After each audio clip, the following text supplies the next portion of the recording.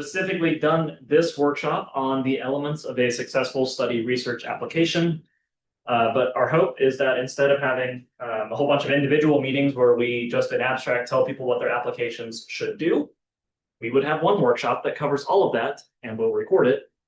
We are recording it so that we can refer back to this and you can refer back to it.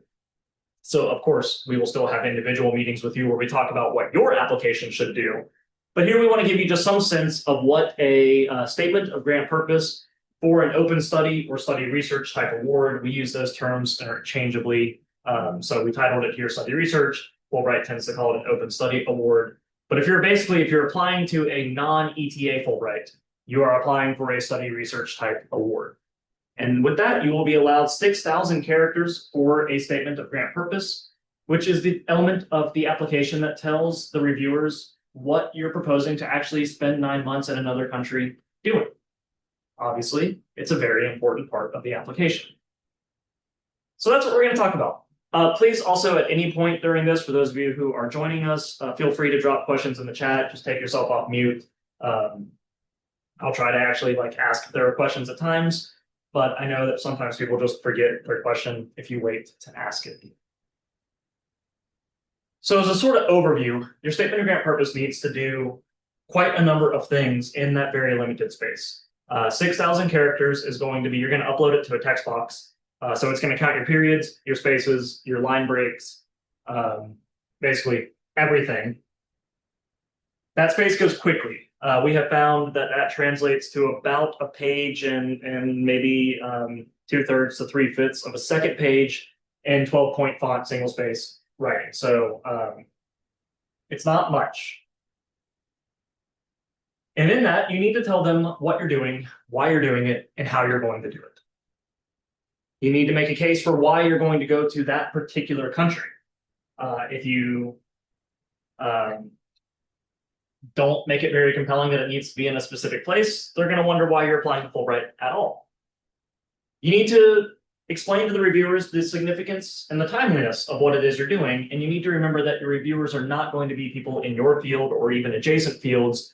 They're going to be people drawn together from all sorts of different areas. So it's possible that if you're a student in a literature program, you might have somebody in literature reading your application, but you have absolutely no promise that that will be the case. You could have an economist reading your application. You could have somebody who does international affairs reading your application. You could have a mathematician reading your application. So when you discuss things like the significance in the methodology of what it is you're going to do, you can't be using technical terms. You can't be using a lot of jargon there. You need to be thinking about explaining those things to a very broad reading audience, which typically takes a little bit more space than it does if you're allowed to use a whole bunch of jargon, because jargon is shorthand. Most of your, if you're applying for a study research type award and you're doing basically just your own independent project, you will almost certainly be expected to have an affiliate. There are some countries that will not require you to have an affiliation set up at the time of your application, but it will always be a stronger application even in those cases if you do. Other countries will absolutely require that you have an affiliate already agreed and you have a letter from that affiliate. In your application, you should discuss why that affiliate, what role they will play, what sort of resources they will make available to you. Basically, how will they help facilitate this project? Fulbright does not expect any particular sort of deliverable to come out of your project. So it's not required that this be related to a master's thesis, a dissertation, an article you're going to go publish somewhere. But you should have some sense of what you will get out of this project. You should have some sense of what your end product is, what your takeaways are, so that you can give the reviewers some sense of how you will measure the success of whether your time, you're going to spend nine months in a country. How will you know if you got out of that what you wanted to by the end of it? So in the application, giving them some sense of what you're thinking of as the deliverable or the measures of success is a useful thing to spend a sentence or two on. Likewise, so is thinking about the stakeholders and how you might share the results of this project. Remember that you will have stakeholders in at least 2 different countries. And it's nice for Fulbright to see that you're thinking about your actual host country as being part of the intellectual community you would like your project to reach, that you're not just there to extract information, but you're there to share with them as well. So we're going to talk through a few of these points more specifically now. What, why, and how. Again, this is really the core thing that at the very least I should be able to read your even your rough draft that is coming into us next week. Your first draft should lay out the what, why, and how. So an early paragraph, some people like to have this maybe even be the first paragraph. Others like a little bit more of like an opening hook type paragraph that sets a broad context and then narrows down to the specifics of what they're doing. But somewhere fairly early in the top half of your document, you should have a paragraph that succinctly sums up what you're going to do, how you're going to do it, and why it matters. Here's an example paragraph pulled from a student who applied to go to the UK a few years ago. We will share these slides with you so you can come back and read this, but you can see in the course of about 5 sentences, this applicant covered what they're applying to do, why that's useful for them, and what the ultimate sort of larger project coming out of that is for them. So this paragraph really positions, and it basically summarizes their Fulbright proposal into a single paragraph.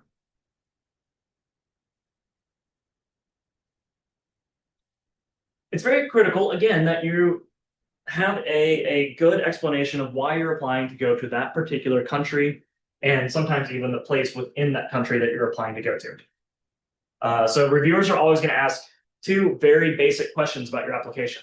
1, do you even need to leave the US? And 2, do you have to do it in the specific country that you are applying for? I was just at a workshop for advisors last week, and we were looking at an example application where a student was proposing to go to South Korea to do research on basically data related to how wind shear and like the orientation of a tropical cyclone affects the strength of that cyclone. But they were making an argument that this matters for storm prediction in South Asia, which is not the same as South Korea. South Korea is not in what we consider South Asia. And they were going to use a bunch of data that it was very easy to read through and as a reviewer, question, well, couldn't this just be like shared over the cloud? Why do they need to be there at all? This is just digital information. It's not like they need to go to a particular library or archive in South Korea. They just need access to some data. Couldn't they just build a relationship and have that data shared with them back in the US? They also said they were already in a master's program, but they needed to be in South Korea to have access to high computing power, but they were in some sort of, computer science-based program. And so again, it raised the question of like, well, don't you have access to that locally already? So it didn't make a very compelling argument that they at all even needed to leave the US. And then because they said that the real significance of the project was applied to a different world region from the one that they were applying to go to, it raised the question of why that particular country at all. That draft needed a lot of revision to make a much stronger case for why that student needed to go on a Fulbright to begin with, and why they specifically needed to go to South Korea. That said, it's not necessary that your application make an argument that there's only one place in the world you could possibly go to do this. For some projects, that's just not true, right? There might be 3 or 4 places you could go that would give you access to things useful for your project. There might even be people whose projects will ultimately span a couple countries or data from a couple countries. But you should still be able to make an argument for why that country is appropriate for you to do the work. So sometimes a project is entirely place-based. We've worked with numerous students who are doing things like, they are specifically studying Italian history and they need access to archives in Italy. And there's like, you're not going to find Italian archives outside of Italy, right? That's just the nature of the way archives work. But on the other hand, you could be a student studying something like oral traditions in the Balkan region, which is a region that has multiple countries inside of it. And you might be able to pursue those same research questions in a number of different countries. So it's okay if your country does rely on a specific place. And like Vito, I think I saw you in the participants list. Obviously, you have a very particular place in mind. And your application will make that very clear, I suspect. Others of you, again, might fall into that category of like, there are a few places I could go to do this.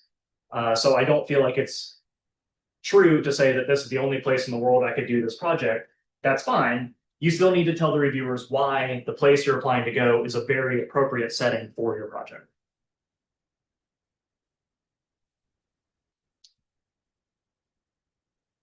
Having either a paragraph or at least a section of a paragraph that provides a good pitch to the significance and timeliness of your project is always an important thing to have in any application you're writing.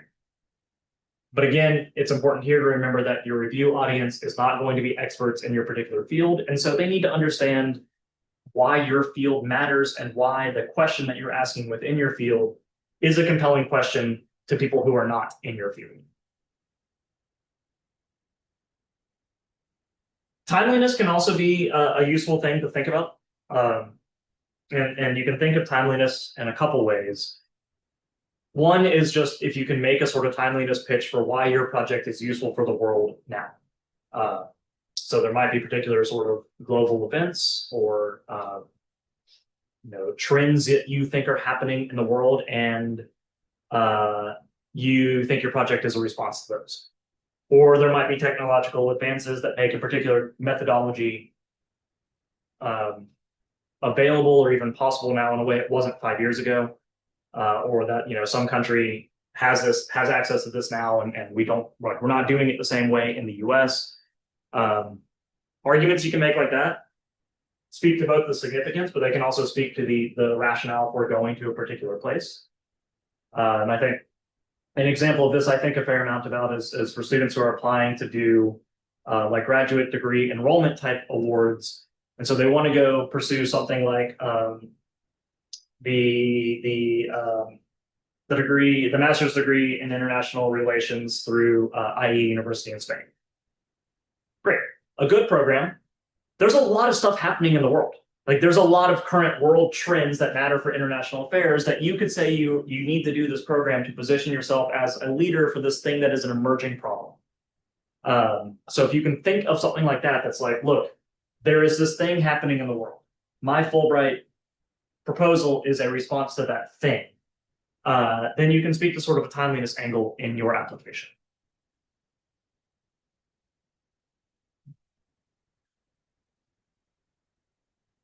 Throughout your statement of grant purpose, you should be keeping in mind that I said there are two basic questions a reviewer will be asking. There's really three. The first two being, do you need to leave the US? Second being, do you need to go to the particular country? And the third being, is what you say you're going to do actually feasible to do? Your Fulbright grant will be, in some cases, 6 months, in most cases, 9 months. So if you're proposing 2 years worth of work, that's going to seem like it's not a very feasible project. Similarly, if you're proposing something that could be done in a month, they're going to wonder why you really need 9 months to be there. Laying out the actual logistics of how your project is going to work will help the reviewers, one, just picture what your work looks like, and two, understand how it fits into the time you will have allotted for the project so that you are showing them your work plan is feasible for this grant. So when we say you should include methodology, I think of that as really being like, what are you doing to do the project you're doing? Not the sort of like jargon methodology of what field-specific research approaches are you taking, but more the logistics of how are you splitting up your time? What specific locations are you going to be in? Are there particular archives, libraries, government records you're going to be looking at? And if so, do you need special permission to get into those? Do you anticipate any challenges with access to those things? Are you doing any type of like surveys and interviews with people that might raise the question of whether you need IRB approval, Institutional Review Board approval? The more you can show the reviewers that you understand both a plan for how you're going to execute your research, like I'm going to spend months 1 through 3 at this library looking for these things. I'm going to spend months 4 and 5 at this library looking at these documents. In month 6, I'm going to go to this, cathedral archive and look at it. Month 7 and 8, I'm going to be like sharing my work with different people in seminars and sort of like workshopping a dissertation chapter. Like, give them a timeline that shows that you know how you're going to split up your time and move through the different things you're going to do, but also addressing any of those potential challenges. Like, so my background is in history. Where I went to grad school, a lot of people do Caribbean research. And the thing I would hear about a lot is those who do research in Jamaica, the Jamaican like National Archive in Jamaica is famously just like randomly closed. And it's also not very easy to get to. So it's sort of out of town. And it might like you arrive at, 9 o'clock in the morning and it might just not be open that day. With no, like just 9 o'clock on a regular Wednesday, and it just might randomly be closed, or you might get there at 9 and it then closes at like 11 that day. So that was the thing all of them who were in that field knew to expect of working with that particular archive, that it was going to have just sort of random informal hours. And so, mentioning that in a sentence would let the reviewers know that you understand the context of the place you're going. Like, you've thought about the potential access challenges for the things that you're going to be working with your project. It's also useful to wonder and to ask yourself and to address whether there are any particular norms of research in the country that you need to keep in mind. Like, there are some topics that this is maybe less true today than it used to be. There are some topics in the US that, are fairly open to being researched. But those same topics might be fairly culturally sensitive in another country. And the way a Fulbright review works is that, the first half of the review, you have to get past a US review audience. If you become a semifinalist, you have to get past the country's review board. So if you're, if your topic is potentially sensitive to the host country, you should think about how you're phrasing it, how you're treating that culturally sensitive topic. You should also think about the way that your work might be of use to or interest to researchers in the host country. Again, this question of how might you share or disseminate your work? Are you going to look for venues to get feedback from and to share your results with people in the host country? Fulbright, again, is not a vessel for you just to go somewhere and extract information from a place, but is really trying to build connections between the US and various host countries, various other countries around the world. And they're doing that through you being a person they will send on a Fulbright. So how can your project do that? How can you find ways to share your work, to get feedback, to really be sort of in a community to do the work while you're in the country? And very importantly, for project logistics, language may matter beyond what's required for the country. Those of you applying to go somewhere that is not English speaking, you might have a required language proficiency listed in the application in the award profile for that country. So you might be going somewhere where, novice level French. Novice French is required. But if you're going, like if you're proposing a project that is to go out in the countryside and interview a bunch of people who work in agriculture in France, you're probably going to need more than novice French to do that.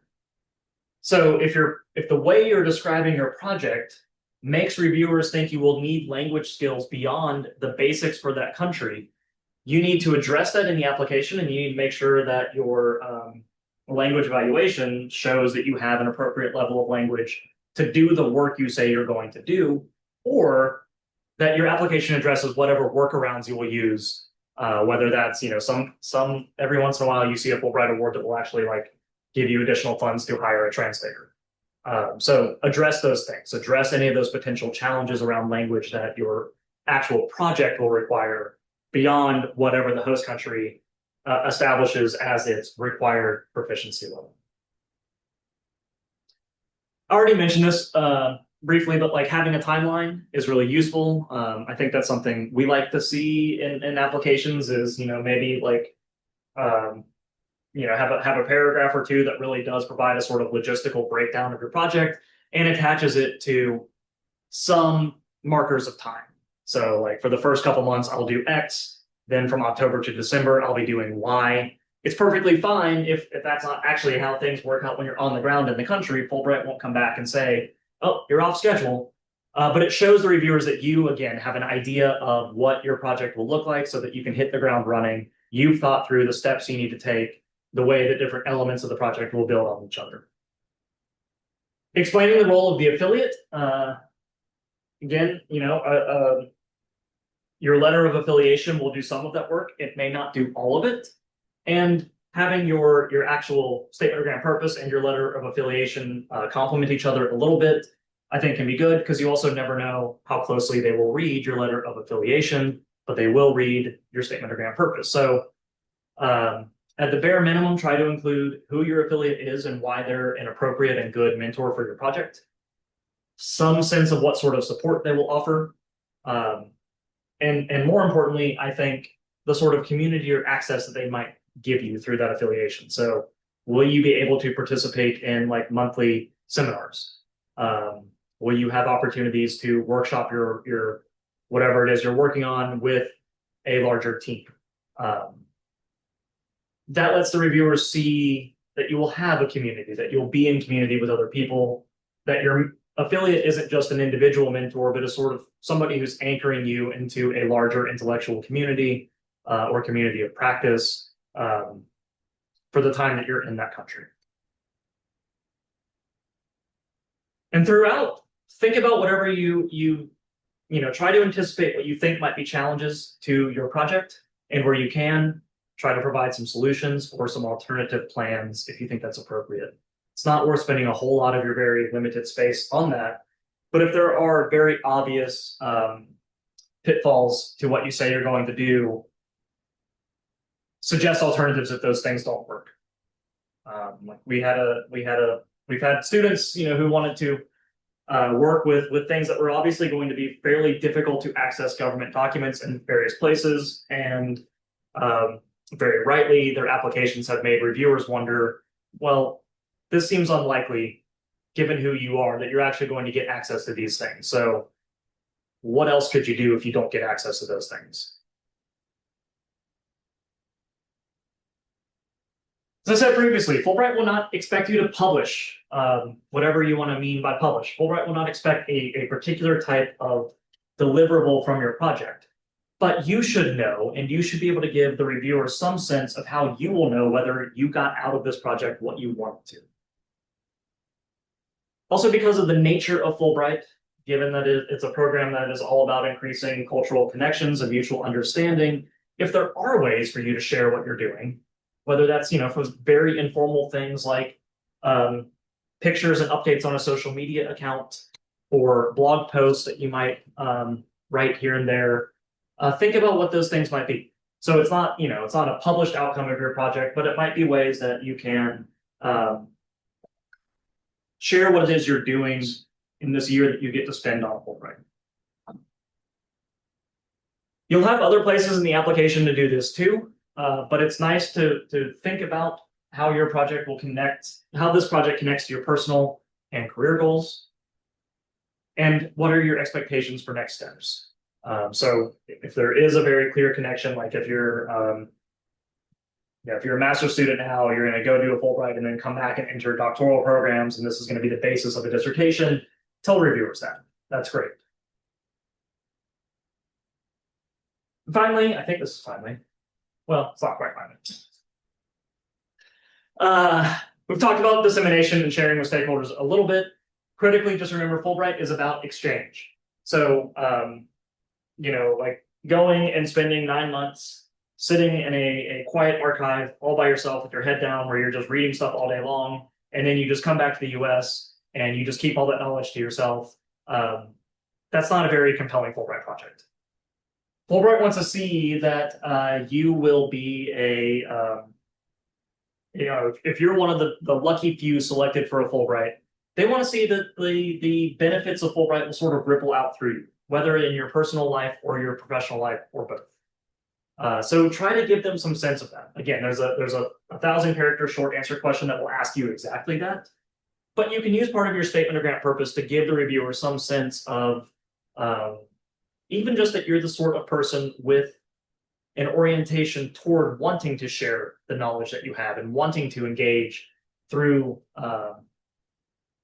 truly wanting to engage, and not just keep yourself cloistered and hidden away with, knowledge you're going to go gain through Fulbright.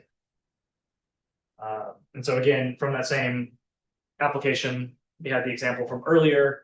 Here's an example paragraph that that student used in their application to talk about the sort of broader impact of their project and the sort of commitments they have as an emerging professional in this field.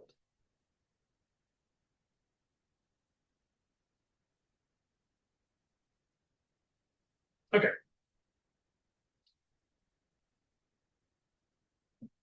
You may have already asked us, and if not, you might be very tempted to ask us, where can I read example essays? We would encourage you not to. Write your own first. There is no one way to address a statement of grant purpose. There's no expected format. We've seen very different orders of information in an application lead to just as you know, all lead to success. But here's a just sort of rough way you can start things if you want. For a sort of eight paragraph structure here. This would work fine for the draft that you have due next week. So an opening that just gets the reader's attention, sets the broad context of what you're doing. A nuts and bolts paragraph for the second paragraph explaining the what, why, and how of what you're doing. A third paragraph providing a little bit more background information on the topic. So you can think of that as sort of the literature review or like state of the field paragraph. Middle paragraphs, paragraph 4 and paragraph 5, providing the details on the actual sort of logistics of your project, the methods, the timeline, what you're doing, like the how, the really like how you're going to do this. A short paragraph, paragraph 6, covering the role of your affiliate, which might also continue some of the logistical details and some of the things you would be doing through that affiliate. A penultimate paragraph expressing the broader impact of your work and the way you're going to find ways to share that work. And a final paragraph with the sort of, bringing back around the big significance, but also thinking about the connection to your goals, your next steps.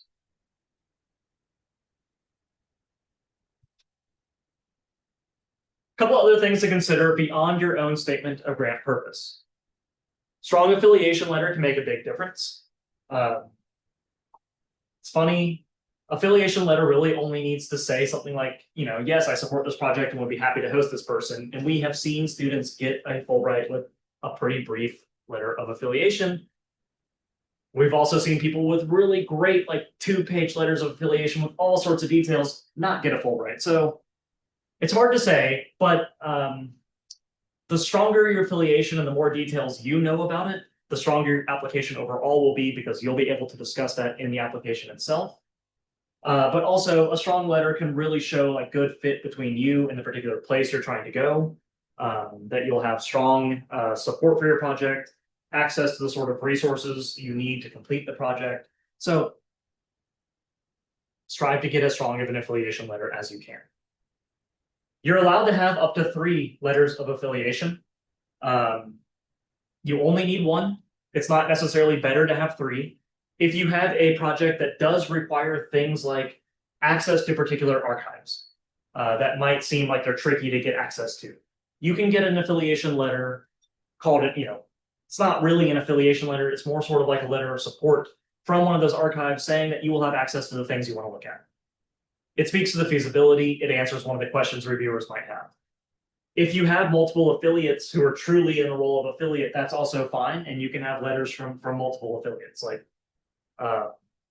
if you're doing a project that's going to have you based at a university, but also like working with data at a government agency in that country, you could have a letter of affiliation from contacts at both. And that'd be good.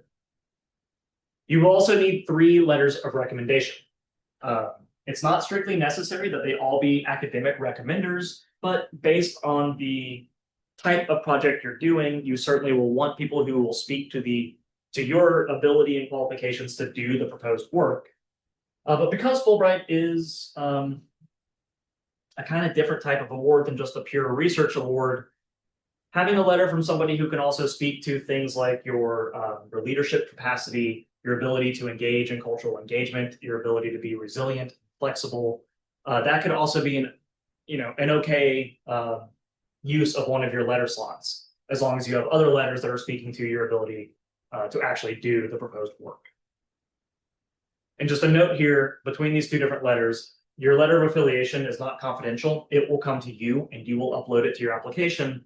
So you can see that letter, you can provide some input on it. You can have a bit of a back and forth with your affiliate sometimes to actually get that letter into its final form. Your letters of recommendation will get, like they are confidential. They'll be attached to your application without you seeing them. So what questions do you all have?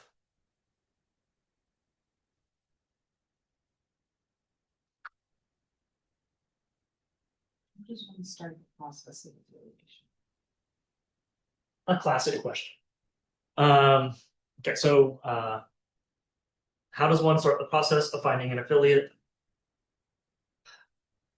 There's ideal ways, but honestly, for I think 90% of the applicants we've ever worked with, it's basically cold emailing people who seem like they are doing projects you're interested in, or work in areas relevant to the work you want to do in the host country.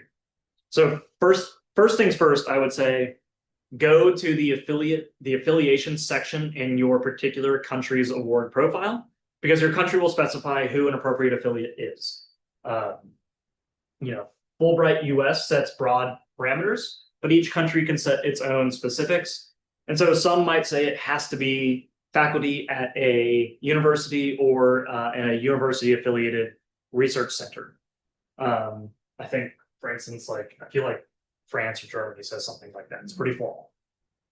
Others might be way more flexible and might say it can be a university, it can be a cultural institution, it can be a library or museum, it can be a government agency or an NGO. Like, you might have a lot of options for some countries. So first, just make sure you understand who can actually serve that role for the particular country that you are applying for. And then it's just like a process of, well, I don't know. I doubt Hugh is joining us. I don't think he's on right now, but student who's interested in applying this year, he was just chatting with me this morning. He's interested in doing something with like precision spatial data, and he just found a spatial data lab at a university, and he read some of their recent papers, looked at their GitHubs to see what they're working on recently, and narrowed it down to a couple of professors who are doing work that he thinks is really interesting, and he's just sending them emails introducing himself, his interest, and asking, basically, can they host him as a Fulbright scholar, with the caveat that he is not asking for any funding from them. I think for most students who find an affiliate, that winds up being what they do. They reach out to potential people, just like if you're applying for graduate school in the US and you had a couple different graduate schools in mind, you might email the faculty there and just say, I'm interested in applying to your program. Here's the sorts of things I'm interested in. I just wanted to introduce myself, blah, blah, blah. A fairly similar type email to a potential affiliate for Fulbright is often what people do. I said there are some ideal ways as well. I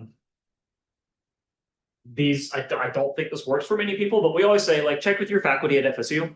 It's possible they have ties to somebody in that country as well, or they have a friend at another university in the US who has ties to somebody in that country. So there might be a sort of networking apparatus you can go through to get connected to somebody in that country. The other thing that anecdotally has yielded some success is using the Fulbright grantee directory, looking at the country you're thinking of going to, looking at some of the people who are in fields related to your own, and just finding those people on LinkedIn and reaching out to them. Since they've done a Fulbright in that country in an area similar to the one you're interested in, they might be able to suggest contacts to you. So those routes can work. Again, I think for the vast majority of applicants, it winds up being a process of basically cold calling, which we would encourage you to do now. Start that process now, particularly if you're applying to anywhere in Europe, because they will go on lengthy vacations and you will not hear back from people for a while. What other questions do you all have?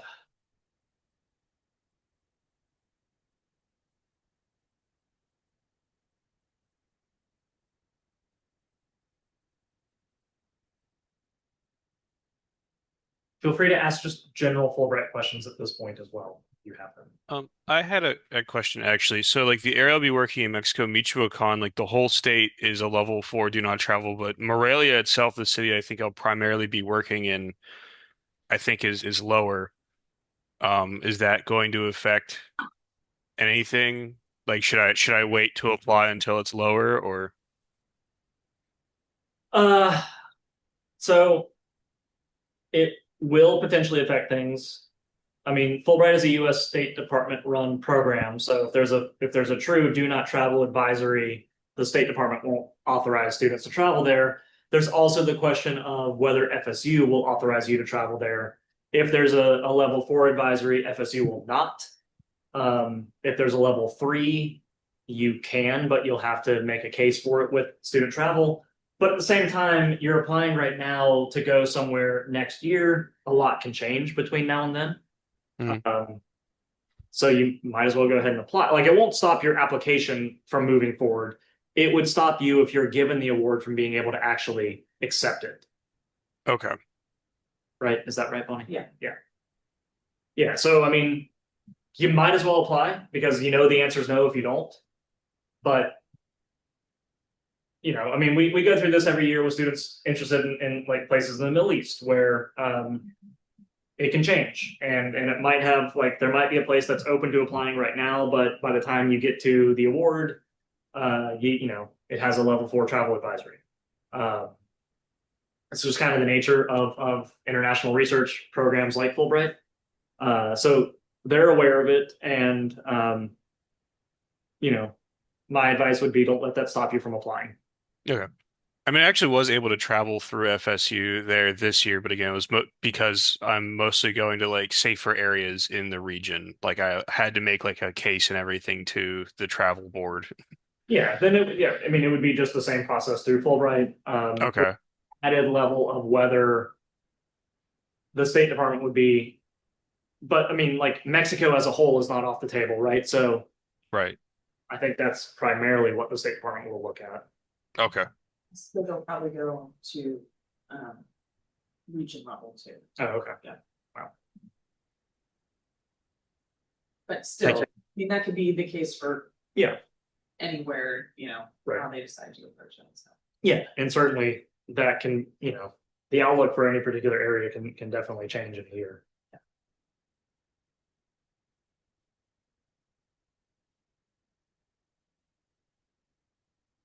Other questions? And this will be posted in the Canvas site later today on the workshops and videos page. So you'll all have access to it too this weekend. Oh, well, we will look forward to reading your drafts next week as well. Yes.